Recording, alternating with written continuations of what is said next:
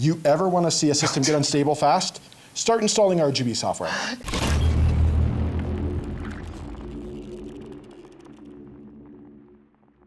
So I'm here at CES with Patriot Viper. This is Shannon Robb, right? Yeah, Shannon Robb. Shannon Robb. Patriot Memory. Viper Gaming is our overclock enthusiast / gaming brand. Right, exactly. And today we're going to have a conversation about memory stability because that's been a hot topic. And this is going to be contentious.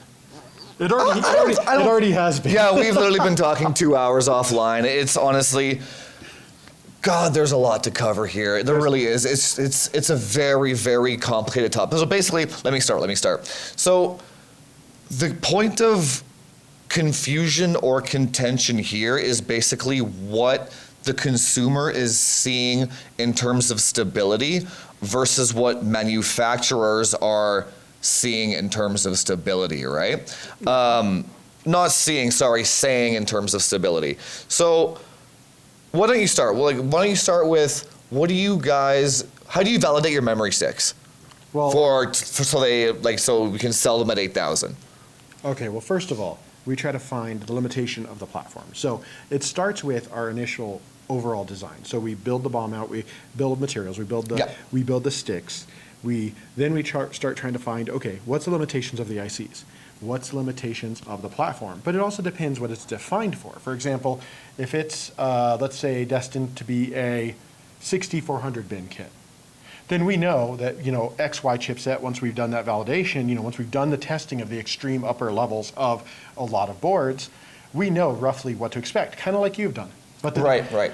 The difference is, I think a lot of it comes down to, like we discussed, how we test. Like, for example, there is some proprietary stuff I can't necessarily, I'm just going to say up front, there's some things we can't discuss. Sure, because there's some proprietary in nature way that we test, including even non-machine, what have you, to test ICs along with before even building DIMMs. There's ways to actually sort individual ICs to ensure the frequency stability of those specific ICs. Right. Yeah, that's what I was going to ask next, or one of the questions was, you guys will know the quality of the IC before it ever even touches a board. Largely, yes. Yeah, okay. And we can bend them accordingly. So we can take ICs and say, these ones are going to be our upper echelon. And then you'll get lower tiers. But one thing we tend to do, and I think you've seen it with our memory, is we always tend to build it for a certain profile. There will usually be headroom built in for those that want to tweak with it. But overall, we also build in secondary and third profiles, like a tertiary profile, that are all designed for people that, let's say you get a board and it doesn't hit the advertised speed, you have fallback profiles, so at least you have some tweaking capability or some stability capability. Because a lot of times, like we talked about, a good point to bring up is when you're validating something, we're validating on the BIOS at that time. Right. But as BIOSes mature, sometimes memory rules can change. There's a myriad of things that can change. Hell, you can have a respin of silicon or something that can change, they can all impact stability. So if somebody were to pick up let's say an 8,000 Viper kit, that one comes with 7,800 and 7,600 profiles as well. Yep. So then if they were to XMP 8,000 and then in the unfortunate circumstance it doesn't work, they can just kind of turn it down. They can step it down. Right. But normally, like I've done before, when I've told people, when we first released these, one of the things that was a big caveat, I'm like, if you're gaming, don't buy these. These are made for overclocking. These are made for guys like me, like you, who like to tweak and tune, have all the knobs available, and they just want to beat the crap out of something. It's like drag racing for computers. If you're looking to play games, we make 2 whole series. If you like white, we got Elite 5. If you like the black and silver color, we've got our Viper Venom. That's the thing. So we make more gaming-oriented memory for people looking to game. So okay, that's actually a perfect segue. So let's talk about what would you say are the ratio of Intel chips that you've seen? Let's say 13th or 14th gen or whatever. Okay. Let's I'm not going to speak to 14th. I think 13th I have a lot. 14th is still a bit new for the amount of binning, whereas 13th we've had a lot of time and experience really seeing, and like I've admitted to you, how far we can push them before they pop, where things go. It gives us a good guard band of where we want to be. So let's say then, what would you say the percentage of chips that can hit 8,000 For 13900Ks, I would say. For 13, Assuming Apex or whatever. for 13900K, let's say just for best case scenario, whether you're talking like Tachyon or Apex, Sure. both of them tune differently. As far as most successful for just enabling, I would say that's why we use the Apex, is because you can, a lot of those you can just set them and they run. And the thing is, you do have, one of our requirements is you have to be able to set it and it has to be fully stable. Right. And fully stable, not just across like Karhu or, Right. we test across a myriad of tests. It's not like a, 2-hour test and then, okay, send it, we're shipping it. Right. Obviously, that would be super unreasonable. So we do a lot of tests before we ever even finalize one of our SPD profiles. So what percentage then? Oh, I'm sorry. Yeah. I'm sorry. I totally skipped past that. Yeah. With 13th gen, we had, oh goodness. I'm trying to remember the percentage because I'm going off the top of my head.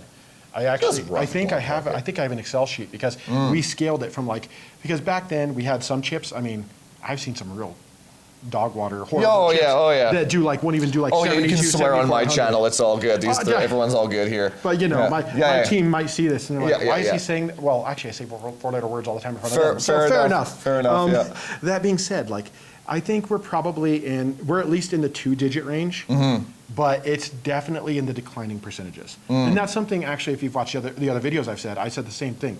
It's somewhere under the 20% range, probably around there, where you can run across some very good ones that will run it, as far as, depending on the level of stability you're looking for. Like if you're gaming, once again, I don't see why you'd even be using these kits to begin with. Because you're well beyond the point of diminishing returns at that. So then let's say 20% can hit it. What would be your best recommendation to the consumer to not have to worry about it? Like what's 7,000, 7,200, 64? What would be the right when it starts to dip in the curve of diminishing returns? What would be the best speed for them to buy? Honestly, 7,000 to 7,200 with a nice tight timing like around CL34, CL36 is going to give you a good happy place. CL36, you'd be surprised, will actually give a pretty nasty degradation of performance. So ideally, having something tighter like a 34 would be much better. As I'm sure you've seen with our Viper Venoms, the 7200 CL34 is a really strong kit. It has a nice tight bending. However, one thing you'll notice also is we do build a pretty tight profile, which means also if you do want to overclock it, sometimes you do have to relax it, whereas other kits, straight at XMP, you can push it more. Good example is 24 gigabits. I'm sure you've seen the two timings, the two subtimings you have to adjust. Otherwise, they don't move at all. Yeah, exactly. The 7200 C34 is on my recommended parts list. Because I have found that one is the only one that you can actually punch in XMP on a 2-DIM, like I say Tachyon or Apex, and it will work 100% of the time. And the C34 makes it so it's you're not losing that much performance over a 7800 C38 or C36, right? So that's it's interesting that you kind of suggested 7200, but that's been my finding as well. Well, that's the thing. You're already past diminishing returns, because reality is, if you're testing gaming performance, you take the top end components, so you're guaranteeing your memories. Let's say you're taking, as much as let's say 14900K and 4090. So those are your pretty much top bin as far as getting a max FPS, right? So let's say you even crank the CPU up, just so you're trying to push the memory as hard as you can. And let's say you're able to do that without making the IMC weaker. Once you're getting past probably the 7200 to 7400 range, you're already well outside of diminishing returns. You're talking tenths of an FPS to really do it. Right. You're basically, that's only going to affect your 1% lows, like you're in 0.1%. You're talking very small if you're talking gaming. Right. You're not getting any performance there. Let's be real, man. Hell, you could do 6800, and you're going to lose maybe an FPS or two. Fair enough. When it comes to enthusiasts, though, it's just there's something about having that 8,000. They gotta have it, man. We've talked. I know your community might not know me, but I've been overclocking for decades. I've been overclocking back when you used to desolder crystal oscillators because there was no way to overclock, just to give yourself a tenth of a megahertz increase. I've done this. I've carved out my own pot when it was. If you remember, I don't know. Did you even have slot A processors? The ones that were look like AGP Pentium cards? 2? No, the Celeron 300A that was really popular. That's okay. No, I did never had that. Oh, dude, I actually machined my own pot, and I did dry ice on it because, and I did amazing performance on it. Right. But that's the type of stuff we love to do. That's what Extreme 5 is made for. People that look at it and go, I want the balls out fastest. However, if you're looking to game with the balls out fastest, you also can't look at it and go, but I want that to be, 1,000,000% stable Carhu for, 10 days. It's like, get out of here. Like, that's not what it's made for. That's a perfect segue. So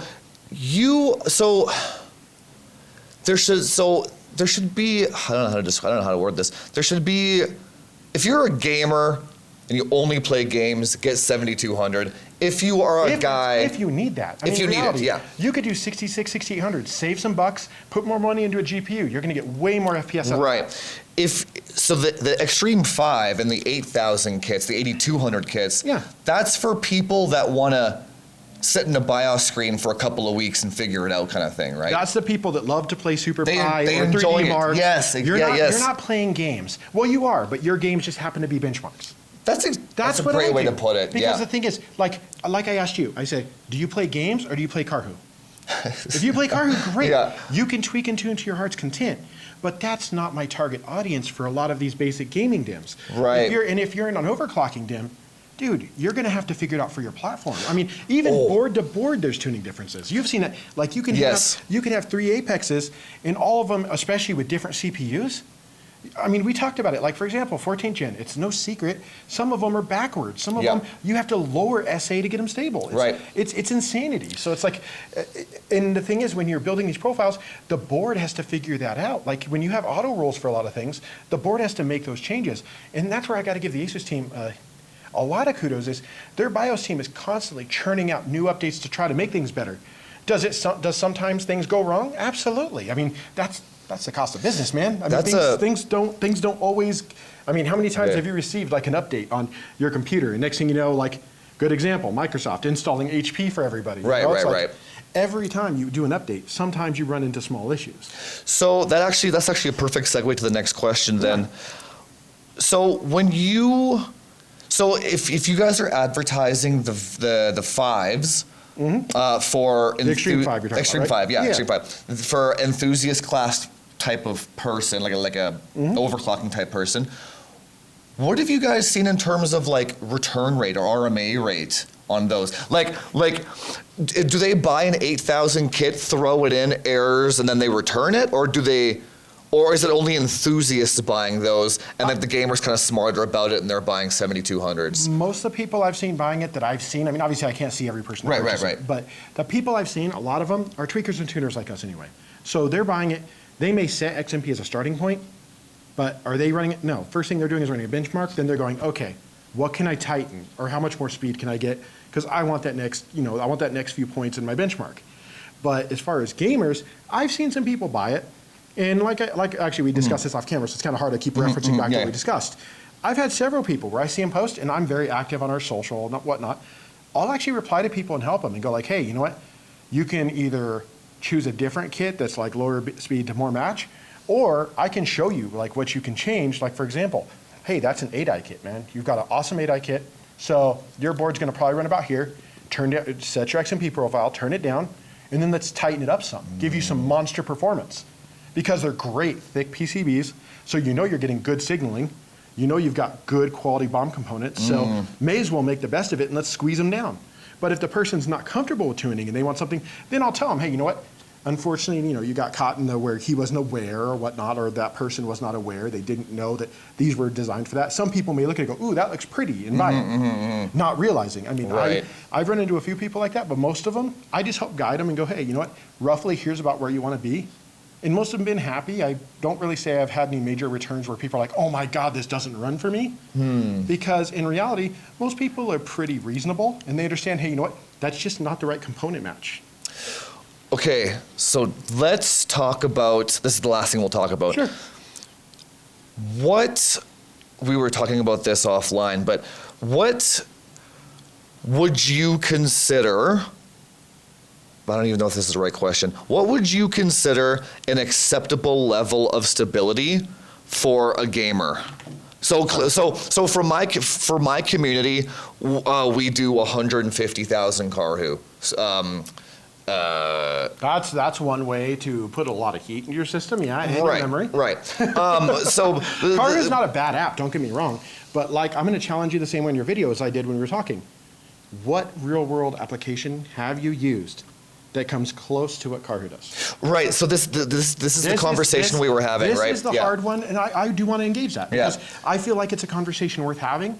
Even if I'm on the losing end of it, I don't care. If your community, I don't think there's a winner or a loser. No, but that's the thing. Yeah. You guys feel free to disagree with me. Hate me in the comments is cool, but at the end of the day, you've got to look at it, the reality, which is systems either run or they don't.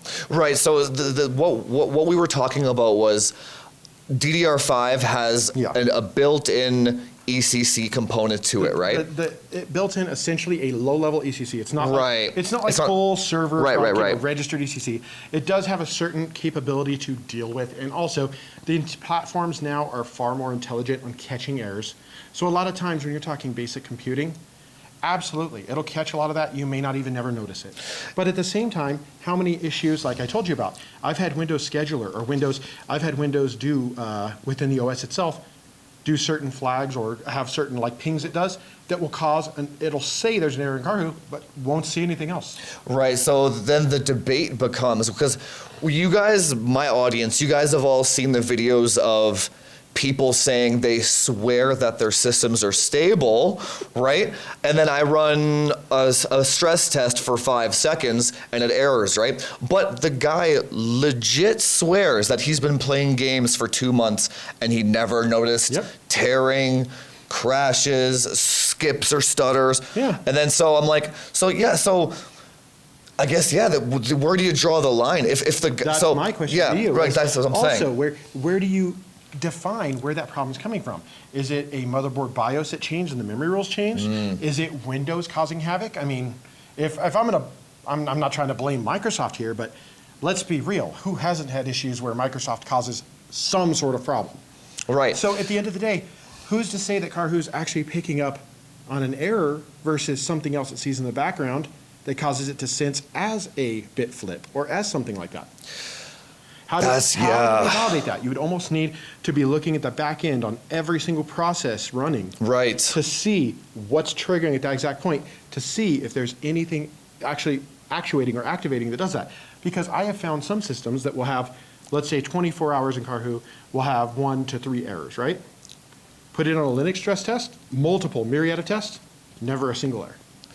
And that, once again, it comes down to, obviously people don't game on Linux, most people don't run that. Right. But at the same time, so it becomes, once again, how do you test stability? How do you validate stability? How do you decide what's stable versus what's not? So then is the answer really just, so going forward, I'm going to ask these same questions to motherboard manufacturers as well. Patriot's a memory manufacturer. So would the answer just end up being it's kind of in the eye of the beholder? So we have this guy in our Discord called Mega, and it's a meme in my community called Mega Stable. He's like, it posted, it's stable.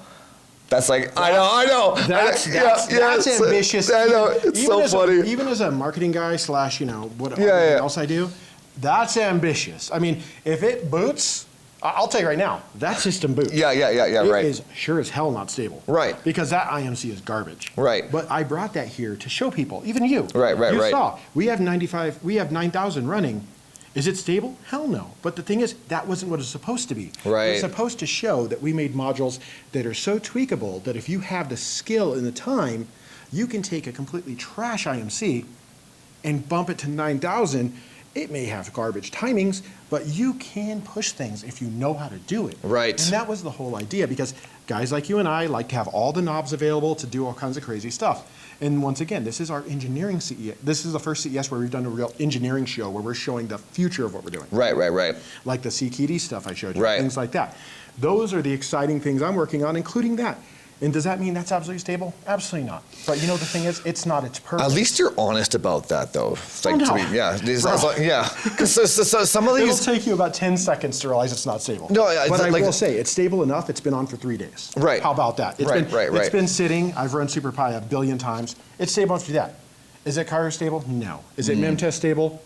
Hell no. Right. But it still is operating. So then I guess the middle ground that we kind of have to agree on here, or agree to disagree, I guess it'd be, what would you call it? It'd be more like, so for the people at home, I think it really is just, it's a point of view. That's exactly it. Yeah. It's also how you perceive stability, because stability really does come down to, like, can you play your games every day and you don't end up with a corrupt Windows install?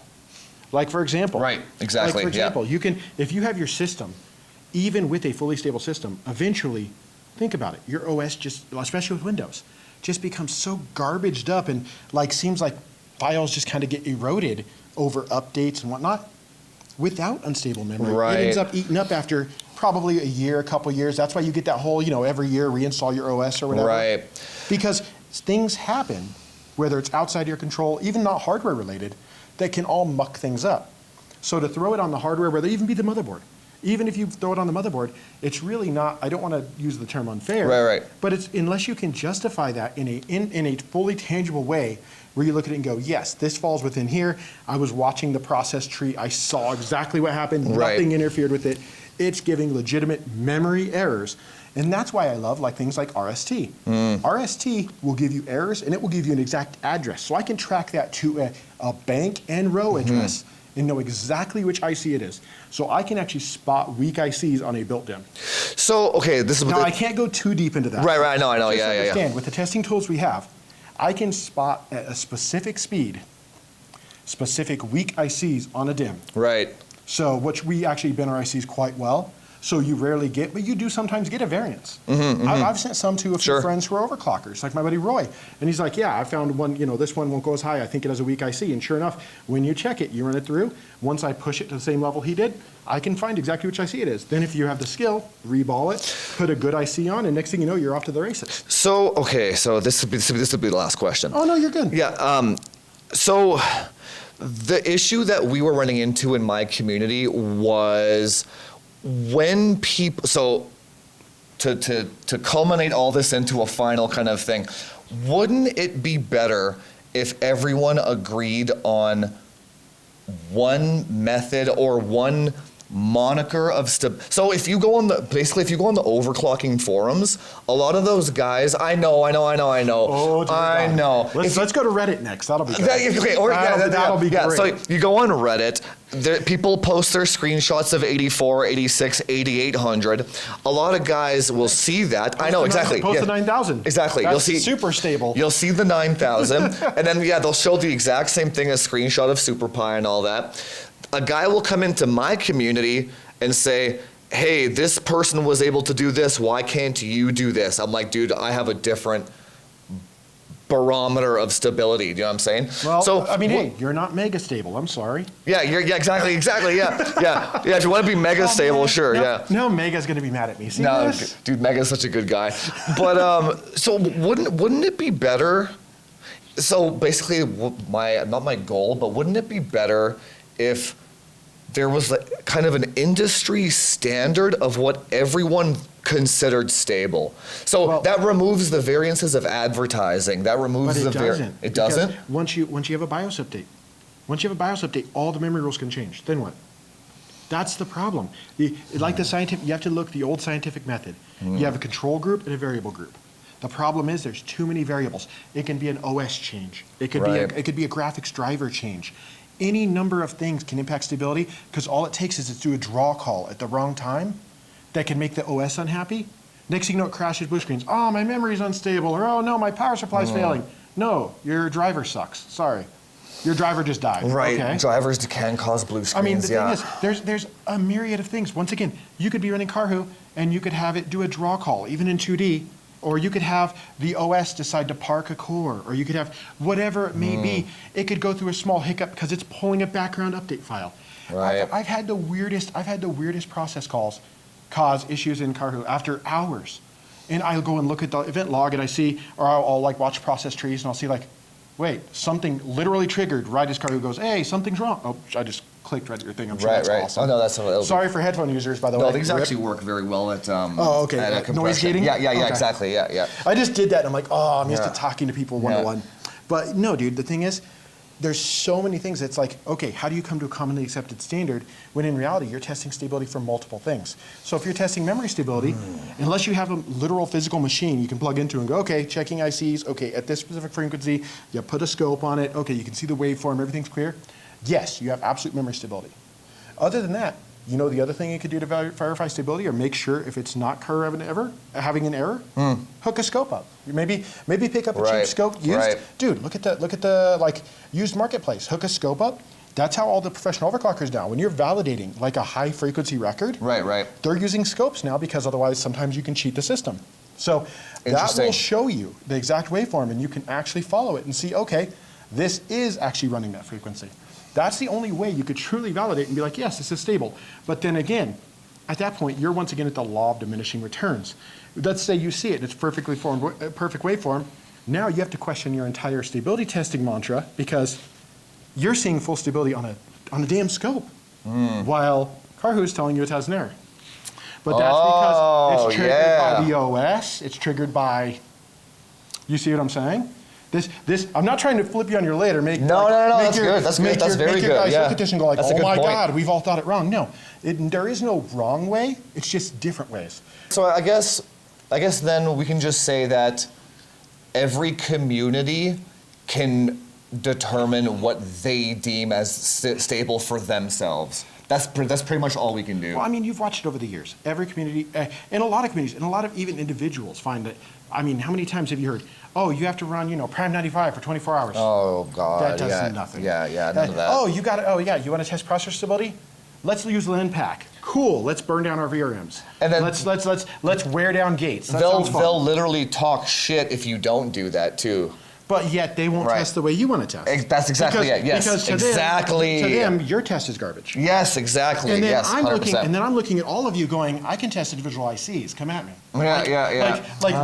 We literally have. Okay, let me put it this way. I'm not sure if you've ever seen it, but there are actually module devices that have little I've seen those. Yes, flip up doors, so you can put ICs in. So you can literally build a custom DIMM, test every IC at the chosen nominal frequency. And then you can take that, solder them on, test them as a DIMM. Right. All you have to do is flash an SPD. You don't even need XMP profile. Right. I can literally make you a DIMM that has a 5600 JDEC, and that's it. One profile. And you could take that, and that thing, I mean, perfect example, Hynix screen sticks.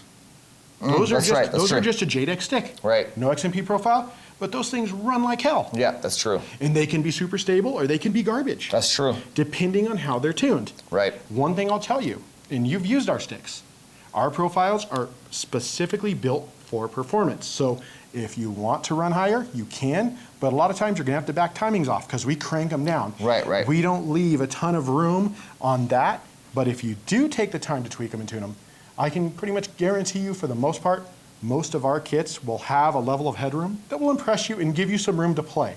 But not everyone wants to do that. Some people want to set a profile and just go. You ever want to see a system get unstable fast? Start installing RGB software. Yeah. Especially, or even the worst case. Not even calling out names, but pretty much all motherboard manufacturer RGB softwares. I know an even worse one, and something I've even done before. Running multiple monitoring softwares at the same time. Oh, yeah. Because they all talk through the SM bus. They're all pinging it. Yeah. And the thing is, all of the softwares now have monitoring built in. It doesn't matter. All of the softwares, like all the RGB softwares, you look at them. NZXT Cam. I'm not trying to call names. I'm actually friends with the guys. Even LCD screens on cases ping constantly. But that's the thing, because they have to constantly request the data they're going to be doing. You can flash it to it, but as long as that software is running, it's pinging all the time. Yeah. Whatever, and you'll notice in every software, whether it's HWinfo64, Ada, you can set the polling rate at how often. And you will actually see a performance detriment based upon how often it does it. 100%, you will. And so those can also, once you start doing that, you gunk up SM bus, it can cause program crashes, errors, and that could be hardware, it could be perfectly fine. So I mean, unless you're running literally a system and probing it and seeing, or I should say scoping it, and you're seeing that waveform and seeing an instability, you very well could have something else entirely causing that stability problem. And I'm not trying to dismiss your concerns. I fully understand them because that's part of my job as far as what we do with our performance, tuning, analysis, engineering, everything. there's a lot that goes into designing memory. And is our memory perfect? I mean, I don't think any of them are. There's always room to improve, and that's where we learn from guys like you, our community, your community. When we see ways we can improve it, whether it's tightening things up, Right. even sometimes it's loosening up for better compatibility, whatever it may be, that goes along with changes. But at the same time, you have to have at least a modicum of understanding as to the entire layout of the system. Not even the topology of the hardware, the topology of an entire layers of entire software, system, right. from OS layer all the way to bare metal hardware. Right. All of those things, any one of them can cause an issue. And it can be something even as simple as an AIO pump that you have plugged into USB that's updating its RGB. Right. It can make a call for, hey, am I in sync? Because now a lot of software, instead of them falling out of sync, they randomly ping to ensure their timing signal's the same so that all the RGB's in sync. All it takes is one of those to hit at the wrong time, and things can go wonky. It's funny you say that. NZXT released a patch for their coolers because they were crashing Warzone. Just literally, it was literally 3 weeks ago. They just had it. Everyone that had the NZXT LCDs were crashing Warzone with that one AIO. But this is what I'm saying, man. See, so you could just as easily dismiss that as, oh, well, it's a memory error or whatever. Right. Or, maybe your motherboard's trash. But in reality, it's a piece of software. Right. Something you would never think of. Or your final software layer. Right. Could be screwing the entire works. Once you get to 8200, man, you're talking like getting close to single-ish digits as far as... I've had that same experience, yeah. And once you're getting 84, 8600, well, it's a crapshoot, man. Right. Once you start getting, especially if you're talking stability, but I'm talking benchmarking. Right. Bench stable versus like gaming everyday stable is a different story. Two different goals, yes, but exactly. if your goal is 8400 plus everyday stable, seek help. Or please don't do that. Because it's not... That's a good way to put it, seek help. But the thing is, actually, I almost wish we had time to cover the CKD stuff because once that's out, 8000 is actually a viable thing. I'll talk about the CKD stuff on stream on Saturday that's or fine, something. man. Yeah. No, because I want to tell them about that kind of stuff too. But But make sure and I sent you, I think, the Dropbox of the pictures and stuff. If I didn't, let me know and I'll send it to you. yeah, I'll grab it after. But the thing is, these are the kind of things that's going to make that possible in a future platform. But right now, if you're looking for an everyday system and you're looking to 8000, I understand it's cool, but it's not realistic. I mean, you can do it on Apex. Hey, at least somebody said it other than me. Well, at least no, somebody said it. You can do it Yeah. like on an 8000 kit. You can get it stable. It will run, I can tell you. But you're well past your point of diminishing returns. So you're spending a bunch of money on memory. Not a bunch, because we actually are very reasonable in our pricing. Right. At the end of the day, you're spending extra money that could either be saved or invested in another part to improve performance. Hell, put a better CPU cooler in. Right. Anything you can do that would make it make sense for your gaming build or what have you, just to have a better running 24/7 system and get something in the 7200 range, because that's really where you're at the upper echelon anyways of where you're gonna gain performance. Right. Because once you're talking 2D performance, like number crunching. Right, when you're getting right. up to 8000s, whatnot. Right. Or you're at the extreme edge of like LN2 overclocking. Once you're doing that, all bets are off, man. You're doing it yourself anyway. Right. You're tinkering.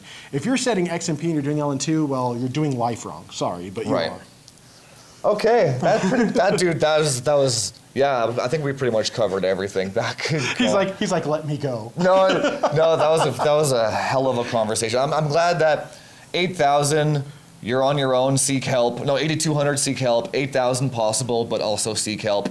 Well, no, okay, 7200. For every day. If you're for every day. If you want the knobs and switches and you're overclocking, 8000, 8200, man, that's your jam. Yeah. That's what you should be getting.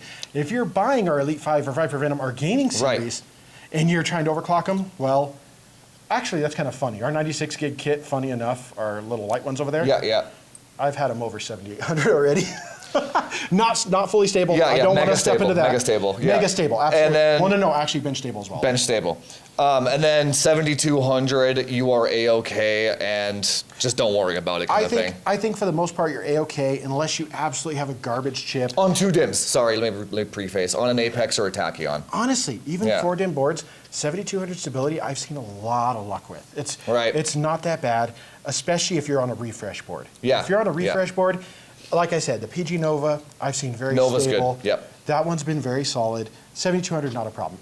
Even I've seen it, even like I said, I'm going to say it, even if you'll hate me for it. The Z790 Pro board, like from Asus, the lowest tier one. I've seen some luck hitting over a 7,000.